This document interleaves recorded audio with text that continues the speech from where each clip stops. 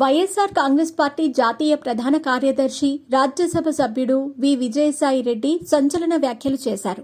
ముఖ్యమంత్రి చంద్రబాబు నాయుడు, ఉప ముఖ్యమంత్రి పవన్ కళ్యాణ్ సారథ్యంలో రాష్ట్రంలో అధికారంలో ఉన్న తెలుగుదేశం, జనసేన, భారతీయ జనతా పార్టీ సంకీర్ణ కూటమి ప్రభుత్వానికి వార్నింగ్ ఇచ్చారు.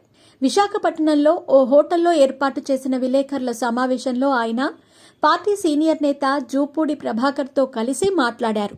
ఏపీలో మధ్యంతర ఎన్నికలు వస్తాయనే సంకేతాలను ఇచ్చారు. ఢిల్లీ రాజకీయాలపై గట్టి పట్టున్న విజయసాయి రెడ్డి ఈ వ్యాఖ్యలు చేయటం ప్రాధాన్యతను సంతరించుకుంది.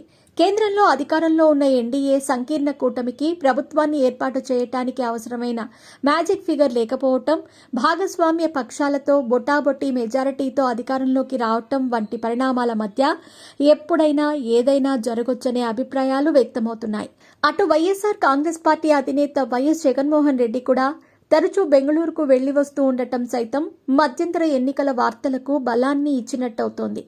అదే సమయంలో రాజ్యసభ సభ్యుడైన విజయసాయి రెడ్డి మధ్యంతర ఎన్నికల ప్రస్తావనను తీసుకుని రావటం చర్చనీయాంశమవుతోంది.